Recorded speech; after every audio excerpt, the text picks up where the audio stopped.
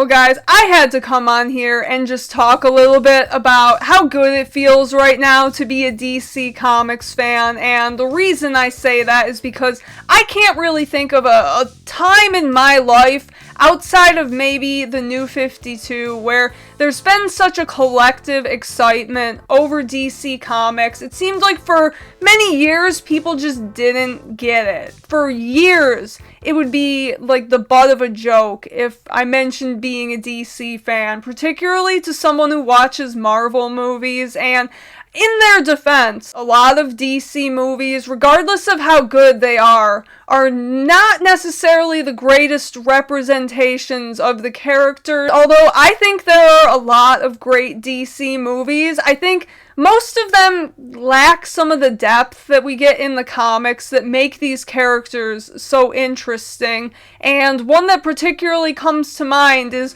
one of my favorites, The Dark Knight, which I think a lot of people will agree is a great movie, but not necessarily because of Batman. I think most people who watch that movie love it for Heath Ledger's portrayal of the Joker, which is also not necessarily comic accurate, but still brilliant. And that is not a slam against Christian Bale and his acting, but I think it's more just a general misunderstanding that a lot of audiences have of the character. A lot of people don't even know that the character is a detective, and to me that is one of the most fundamental parts of his character. But that part tends to slip by some of the casual moviegoers, and personally I think Batman has been done a lot better in video games and animated features where there's more of a focus on the comic book source material,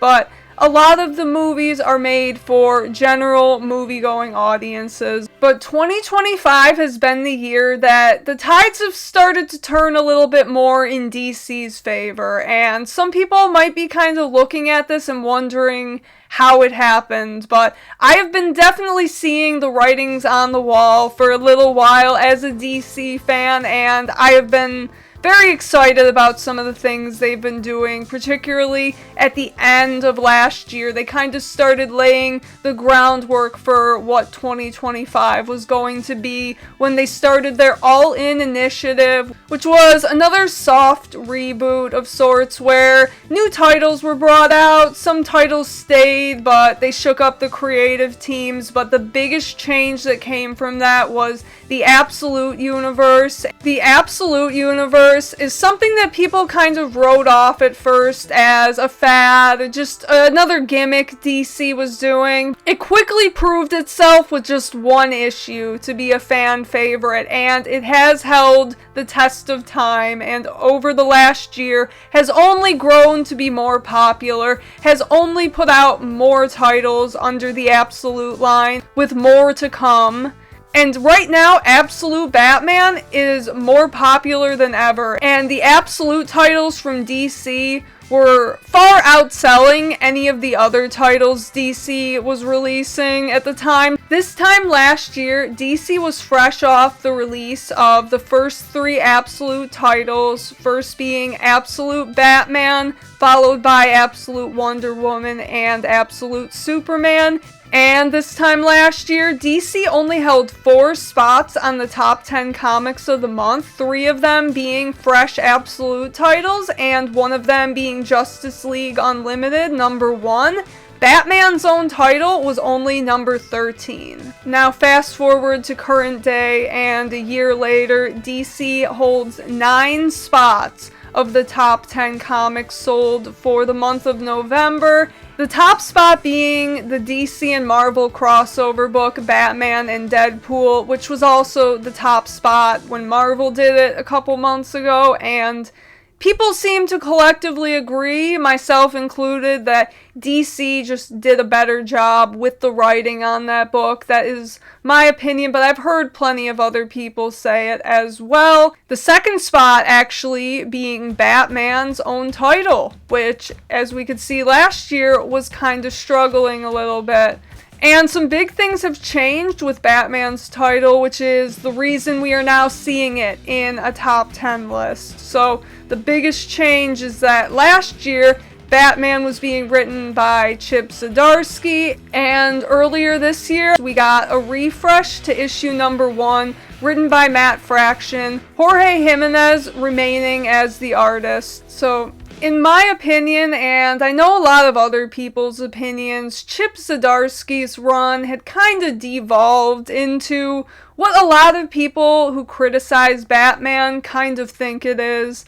I kind of look at Batman as the shadow of DC Comics, and if Batman's comic is not doing well, everything else is going to be suffering. He is just seen as the most mainstream, the most accessible character, and if his own comic isn't interesting, that doesn't really paint a good picture for the rest of what DC has to offer. And Matt Fraction, in only 4 issues, has proven to be exactly what Batman fans have been asking for.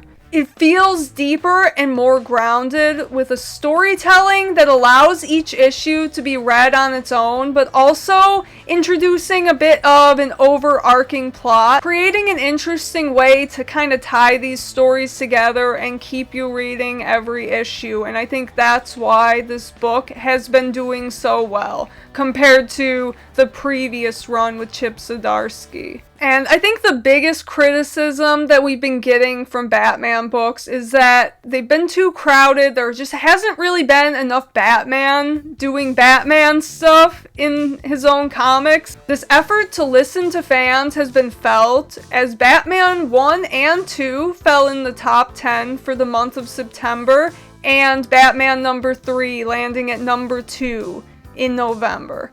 And I imagine issue number 4 will continue the trend with a promising first appearance of a new villain, the Minotaur. And if you still don't believe me, hear me out, guys. Okay, hear me out.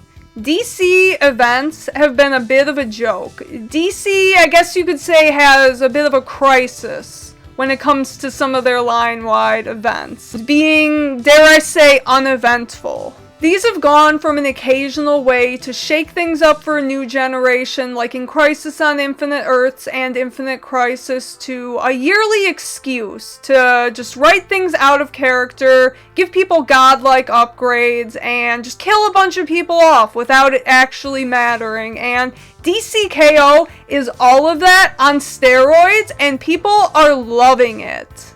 And I think what makes this one different is that it's just so darn fun that we're willing to accept it and just go along for the ride. And I have been enjoying the ride that is DCKO. And they will continue riding this wave further into 2026 with their next level initiative that will be replacing All In with a new lineup of books and creative teams. We've already gotten a look at some of those. There will be more to come.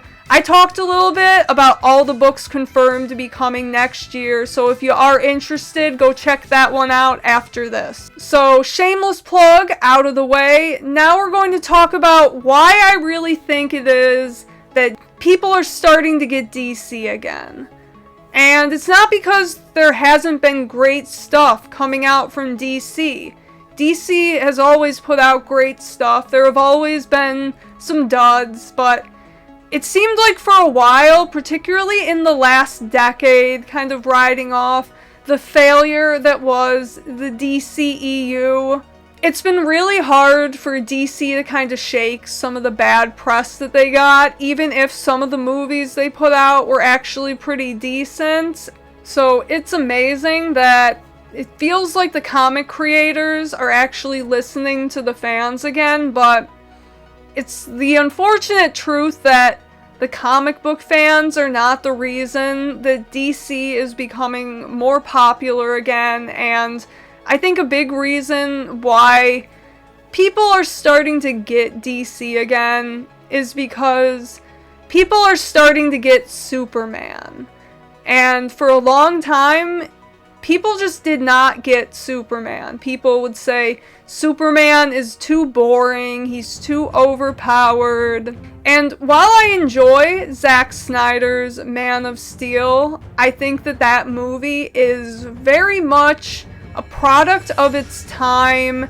It was very much made to appeal to people that are fans of The Dark Knight. And it definitely falls a little bit into the same trap that a lot of movies in the early 2010s did, of just being overly dark. It's not a great representation of the hope that Superman inspires in the comic books. I enjoy Man of Steel.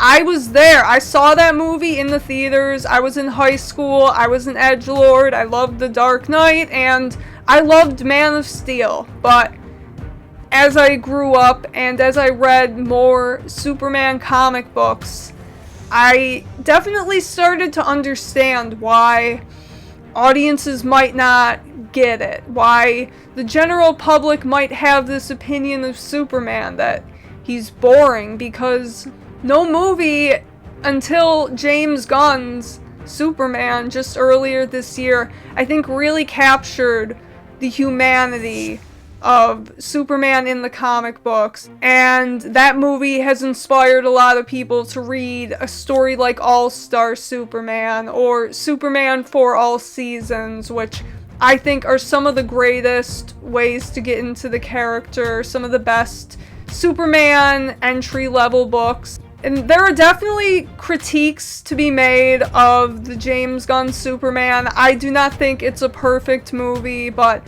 I think that the essence of Superman that it captures is spot on to what we get in the comics. A common critique I've seen of the Superman movie is that people don't like the twist of his Kryptonian parents being bad people, but I think it works in the context of the movie to really reinforce what kind of a character Superman is and what he stands for. And what Superman is that he's just a guy from Kansas, and he happens to have all these superpowers, but he doesn't use them unless if he absolutely has to. And the heart of the movie, the heart of Superman as a character, is that he came here as a baby. He was raised by parents here on Earth. He is just as human as everyone else. He's just a farm boy from Kansas.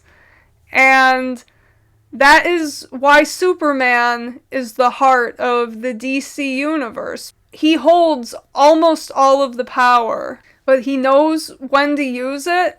He's a leader, and he keeps other people in check.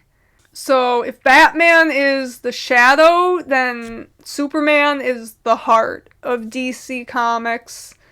And that's why I think 2026 will be the year for DC Comics, because people are finally starting to get it, and the comics that are coming out are actually good right now. And while I was in the process of working on this video, the news actually broke about Netflix winning the bidding war for Warner Brothers, which of course owns DC Comics, and there are a lot of questions that are up in the air about whether or not this is good or bad for DC Comics moving forward, whether this might throw a bit of a wrench into things, and maybe I will do a video later down the line when we have some more details, but for right now, based on what I know, I want to talk a little bit about how I don't think it's really going to change DC's plans too much moving into 2026. Obviously, deals like this will take a little bit of time, so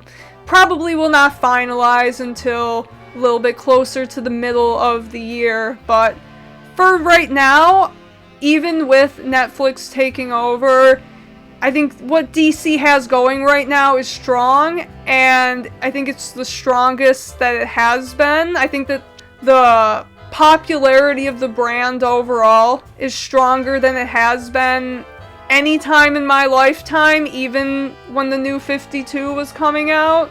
And I think Netflix would be kind of foolish to jump in the way of what DC is doing.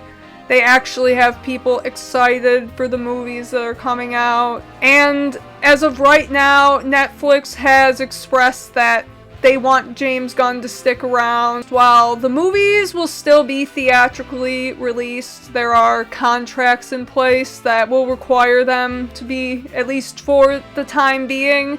They will have shorter release windows, which I don't think will necessarily make as big a difference. A lot of box office revenue comes from the first couple weekends, and that just kind of seems to be the way theaters are going. I already feel like theater windows are short now compared to what they used to be. Theaters are definitely on the decline. That's something I could go on all day talking about, but people just really aren't going to the theaters as much anymore. So I don't think that that's really going to change that much. Another concern I've heard is about Netflix being a streaming first platform and putting very little thought into physical releases. And some people are worried about the future of physical comic books, wondering if they'll go to digital only, and I just don't think that's going to happen, you guys. Variant covers are making way too much money right now.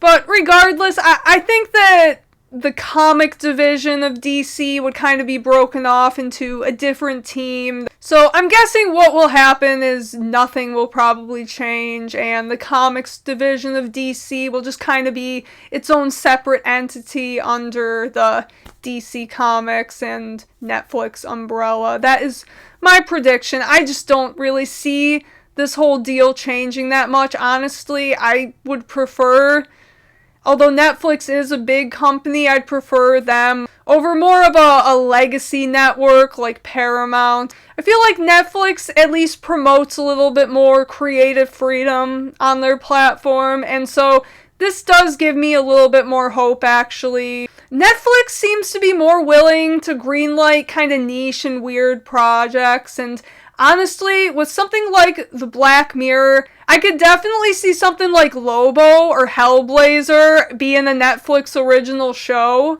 Let me know what you guys think of that whole merger. I wasn't planning on talking about that in this video, but the news just broke as I'm writing out this video, so figured I'd throw that in at the end. Since some people are kind of worried, I've seen some sensationalist headlines that this is the end of comics as we know, but I'm here to say that after writing out what I said in this video, and after hearing the news, I don't think my opinion has changed. I still think 2026 is going to be the year of DC Comics, and I don't know if you guys can tell how excited I am, but it feels good to not be, treated like a joke. But it finally feels good to be able to say, I told you so a little bit.